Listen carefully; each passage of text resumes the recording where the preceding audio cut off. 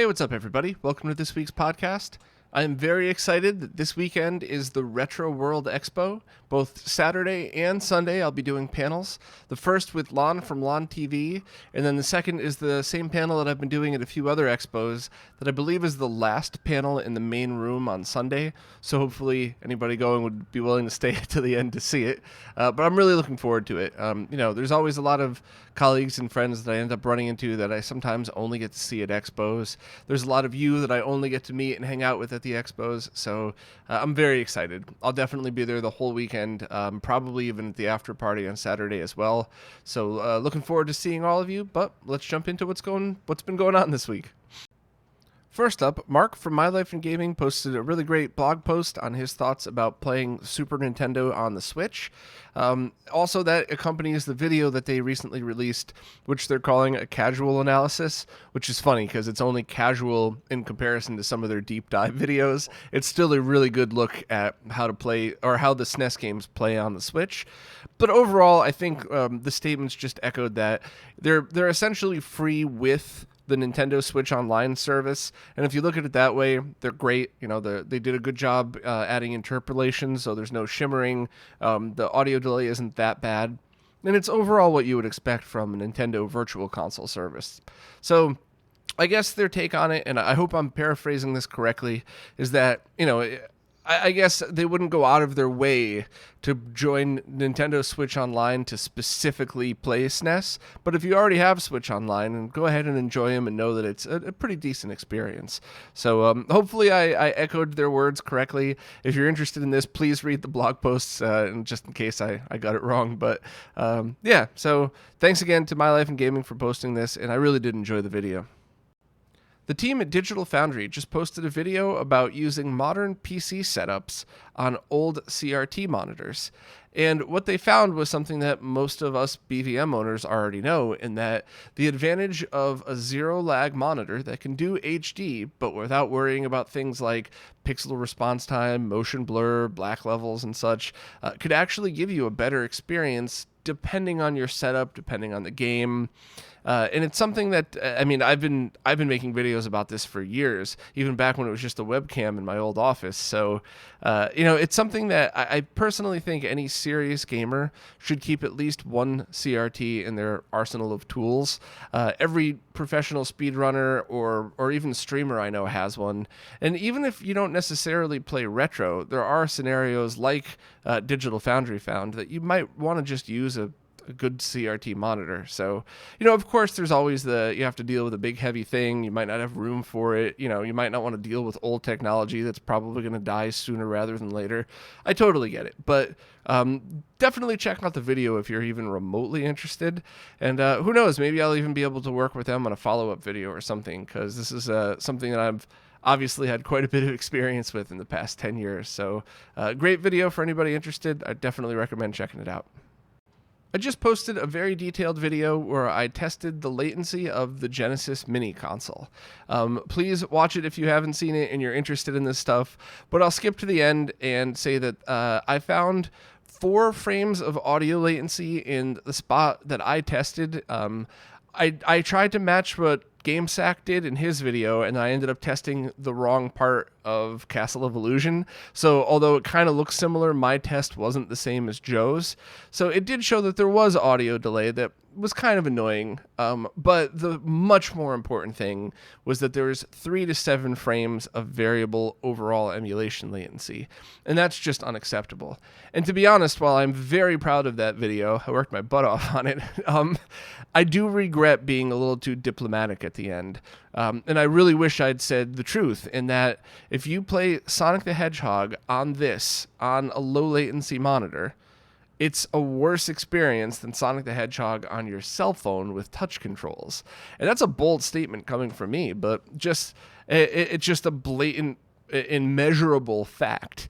And I started to get really upset again when people were talking about, you're just an elitist, the delay doesn't matter that much.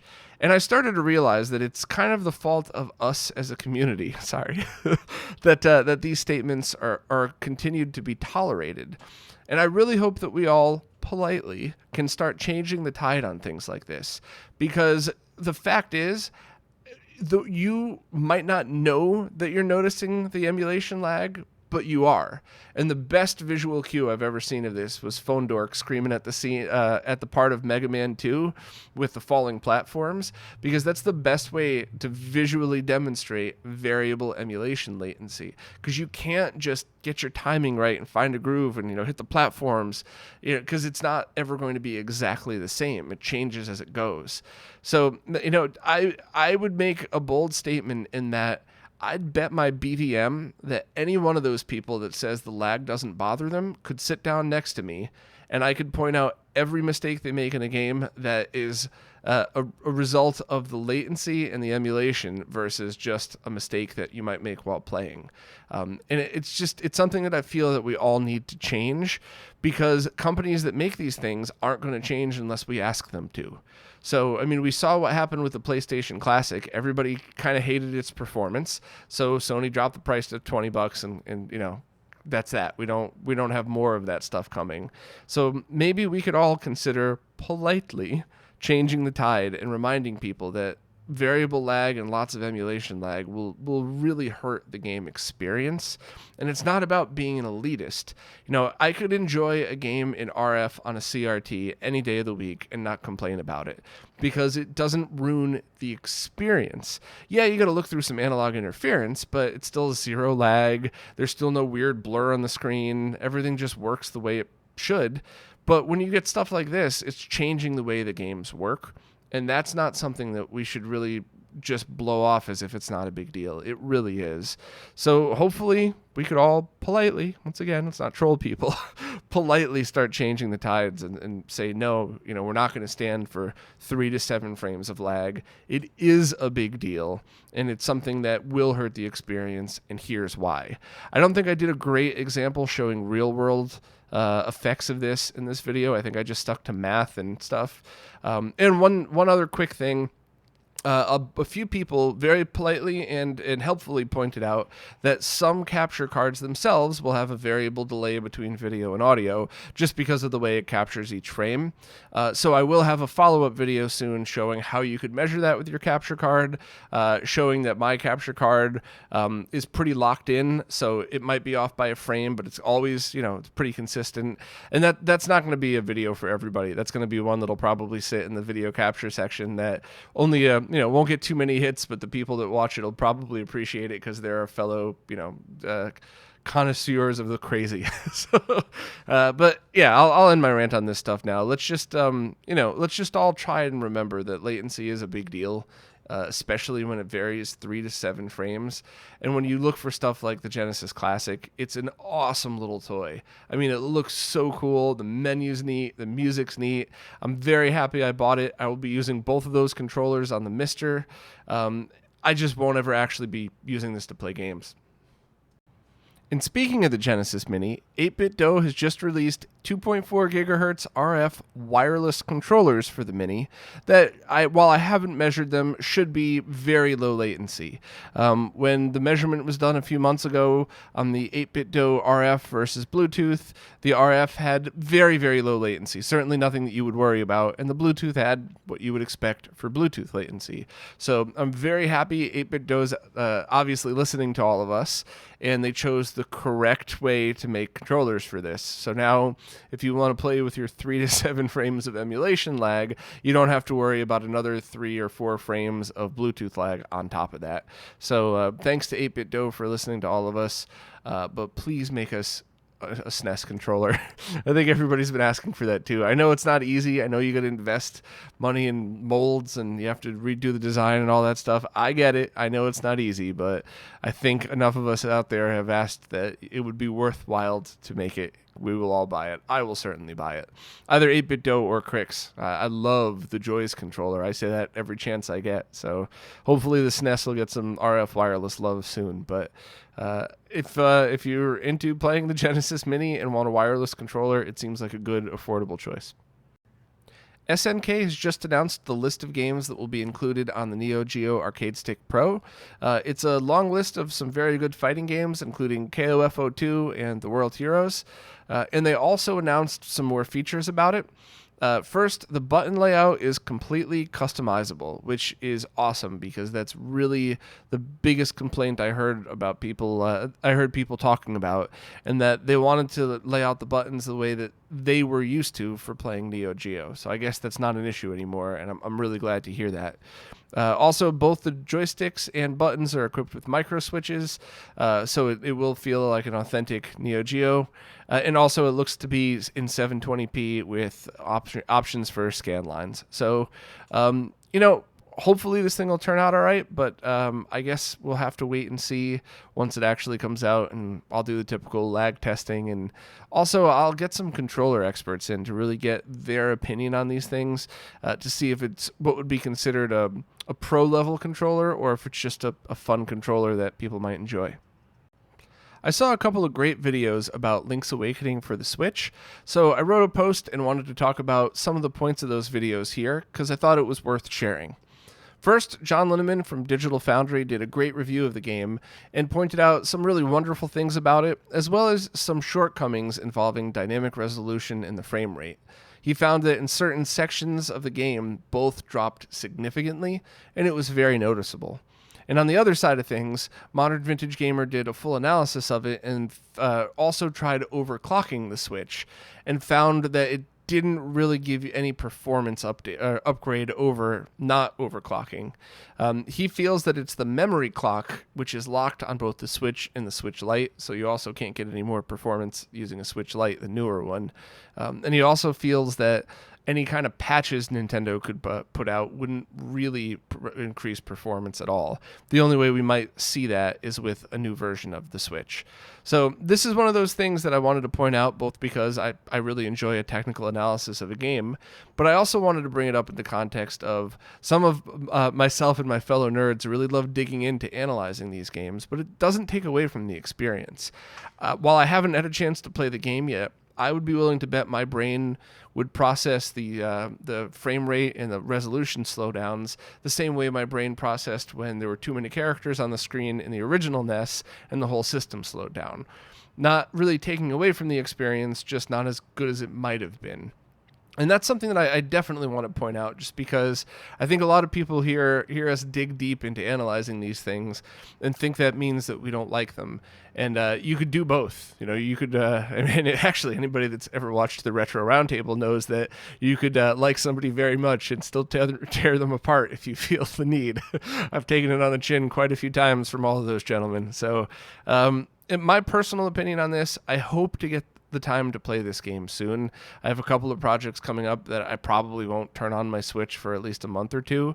And if the time comes and I'm able to play it, great. But if I hear an announcement for a Switch Pro, I might hold off for that just to be able to get the extra performance. Not that I would hate it without it, but I think it's something that I would appreciate at least. So obviously there's no wrong way to play it. If you like the game, you like the game. I do very much like these deep dives and analyzing how these things work, though. So now some absolutely gigantic news. Mike Chi, the creator of the Retro Tank, has teamed up with Rob from Retro Gaming Cables to sell the Retro Analog to Digital 2X, or RAD 2X cables. These things are essentially a Retro Tank in a cable, zero lag, progressive is processed as progressive correctly. And these things solve the biggest problem that I have had since I started the website, and I genuinely mean this. I've had so many people check out my setup, check out videos and go, hey, how do I get started? I don't have the room for a CRT. I just want to use my flat screen. And there was no good answer to that.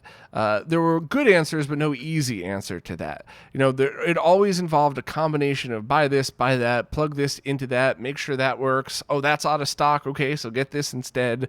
There was no good way to do it. And then, some enterprising companies swooped in and took advantage of that and have been selling people garbage for the past year. So now this thing solves the number one problem that I've had, and that anytime somebody says, I just want to plug my old console into my flat screen, what do I buy? You buy this. And I said in the video, and I certainly meant it, maybe this will be the stepping stone to some crazy RGB setup, or maybe it'll be just fine for you. But the point is, it doesn't hurt the experience. And that's what I keep trying to get through to people. And I'm going to have a video in about a month that I hope really goes into depth on this, because something that's not the sharpest picture or something with analog interference on it, whatever, it's not a big deal. It's not going to change the way the game works. Just like playing on a CRT in RF versus playing on a CRT in RGB, it's the same game. Versus on flat screens, where if you have something that has lag, I already ranted about that, so I won't go again. And of course, processing progressive as interlaced straight up gives me a headache. So the fact that we have an easy answer to this is very exciting to me. I checked out the comments in the video, some really awesome comments in there. I mean that, I'm not being sarcastic. And it seems that most people got this immediately. If you already own a BVM and an OSSC, this probably isn't for you, but now you have something that you could recommend to your friends just starting out. Also, a bunch of streamers said that this is probably a great solution when they're using games that switch between resolutions quickly, because even though their OSSC setup is amazing and they love the quality, there is a delay when you go into the menu and exit the menu on games like Chrono Cross and Silent Hill, which I showed in the video. It's way faster. So, there's certainly good uses for this thing other than just beginners, but that's really the focus. And, that's the biggest hurdle coming into this, is just how do people get started. The only two things I want to comment out about really quickly that I think people misunderstood. I wanted to get the point across in the age of zero attention span. So the thumbnail says the only retro HDMI cables worth buying. Some people misunderstood what I meant by that. That was just a direct shot at Pound for the junk that they sell. What I think some people might have thought I was referring to other stuff. I certainly don't mean anything else, especially good products like the Gecko from the Behar Brothers and stuff like that. I was really just taking a shot at Pound. So, if that's offensive, it's not going anywhere, but please don't misunderstand. I'm not trying to backhandedly insult anybody else. And the only other thing that I think is worth talking about is the lack of S-Video support. So if you've heard enough of this, of the Rad2X, just skip to the next section. But it is something that I really feel is worth talking about because there were so many questions. So these cables take RGB and output 480p HDMI. And then the only question was, well, what about with the Super Nintendo cable? Because you're going to run into people with the minis, you're going to run into people with N64s. So by defaulting to composite video, now you take care of all those people. So same exact answer before. If somebody asks, hey, I have an N64 that I just want to play on my TV, what do I do? $50, buy this thing and you're done. As soon as you plug it in, it searches for RGB, and if it doesn't find it, it goes to composite. And let me walk through as quickly as I can the scenarios in which this would matter. So all the way back to the AV Famicom, I could totally see a scenario where somebody owns that and is getting ready to do an sRGB mod but hasn't yet. Beautiful. Grab one of these, play for composite now, go RGB later. And there was no S-Video offered on the AV Famicom, so it wouldn't matter. For SNES and Super Famicom, all of the fat versions output RGB, so you're good to go there. The Mini doesn't output RGB or S-Video without a mod, so you would have to go to composite anyway. On N64, don't forget, these are region-free cables, so it doesn't convert it, PAL in, PAL out, NTSC in, NTSC out, but it'll work worldwide. And some PAL N64s have issues with S-Video. So to have a universally working cable, it's definitely the smarter move to just have that default to composite video. And to be honest, the N64 is the only console out there where I genuinely don't think there's a huge difference between composite and S-Video. I'll have a follow-up video whenever the pre-orders are opening for the NES one, just to show people exactly what I mean by that. But it's not that big a deal. At least not nearly as big as something on like the one-chip Super Nintendo. And then, of course, you have the GameCube, but as I said in the video, please consider GameCube support just a bonus. GameCube was never in Mike's mind when he designed this thing. It's just a fun bonus that it also works with it, and there's not many scenarios in which I would recommend it for the GameCube, simply because you have things out there like the Carby. You can get, for a very reasonable price, HDMI or component, and have every resolution with a digital to digital GameCube, GC video chip in there. So it's just, it's in the scenario of, excuse me, if you have a PAL GameCube that doesn't have the digital output port, it might be a help for you because you get RGB out and you're good to go. Not really a help on NTSC GameCubes because it would default to composite, not S-Video, but there's just so many other solutions for the GameCube. So that's why I said, consider it a bonus for the GameCube. And that's also why there's not going to be S-Video support, because if you really take the reason why these cables are being made into account, then it's just kind of no point. If people, I guess, if it's that big of a deal, even after a few weeks from now when I post the full, really in-depth comparison video, and I'll even have raw captures up for people to look themselves, if you still really think that there's a difference between composite and S-Video, then I guess instead of buying this, buy a RetroTink and some good shielded S-Video cables. But I mean, it's really up to you, and I genuinely think that in the whole scheme of things, having it set up the way it is right now is probably the best solution, because adding S-Video would just add cost, and it would complicate something that's designed to be the simplest thing you could imagine. So, that's just my thoughts on that. You don't have to agree, but I certainly don't think the bigger picture, people walk into a game store and just want their console to work. I think having a $50 device that can do all of that without worrying about it, that's just the best bet. So hopefully I didn't ramble too long on this. I'm just very excited because now I finally have a good answer to the question, how do I get started? So, thanks to Mike for being so responsive when I've been bothering the hell out of him. Thanks to Rob for being patient. I told him I was going to launch the video way before I did because I kept having rendering issues and stuff. So I'm excited that I got to be the one that unveiled it, and I will have follow-up videos that have that are more OCD based. So for all of those people that are usually very critical of my work, thank you for being patient with me. This was the unveiling, and I think I did a pretty good job, but I'll have all raw captures and everything lined up for you all soon enough so that you could see what this really performs like. But if you're curious right now, just use shielded cables and a RetroTink, and it's going to be the exact same. And another pretty giant announcement. Dan and Christoph, the creators of the very amazing DC HDMI, have just announced the PS1 HDMI. So it's exactly what you might think. It's an internal mod, much like the DC HDMI. No cutting will be required for this because it'll go where the serial port is, and it's compatible with 5000 through 7000 series PlayStation consoles.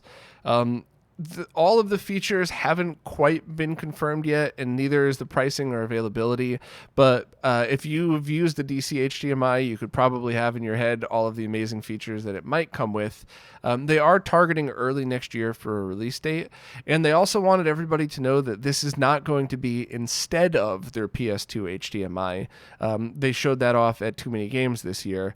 This is just a better stepping stone. So they're going to launch this first and then kind of learn from this and then finish off the PS2 project.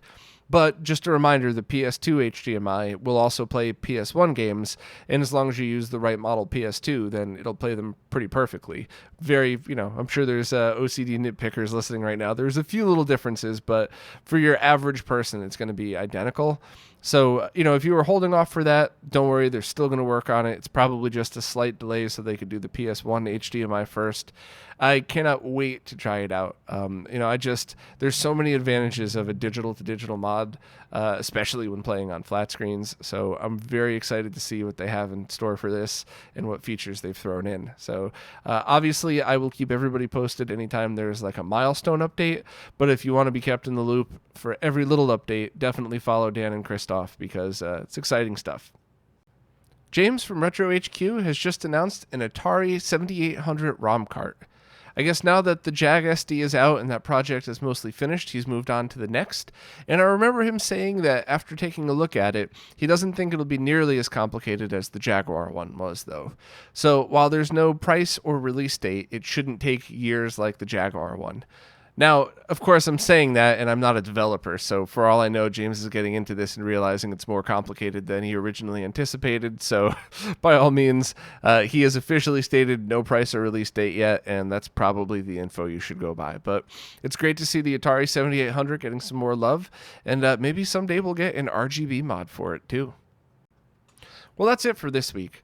I actually had a few other things that I really wanted to talk about, but nothing like pre-orders. So don't worry, you're not missing out. I'm not like, I'm not falling behind on something time sensitive, but there were a bunch of other cool things that I'll get back and start writing next week. I've just been so busy with these videos, and there's a few more coming. So hopefully I could make a big splash with the next one as well, but I guess we'll see how all that goes. But anybody coming to Retro World Expo, definitely tweet at me, look for me. I'll be walking around, depending on which day it is. I'll probably have a beer in my hand, so please come over and say hi. I really love meeting everybody. And as always, thanks so much for everybody that watches and listens. I'm really happy that I get to do these things, and I hope to continue to do it. So thank you very much, and I'll see you next week.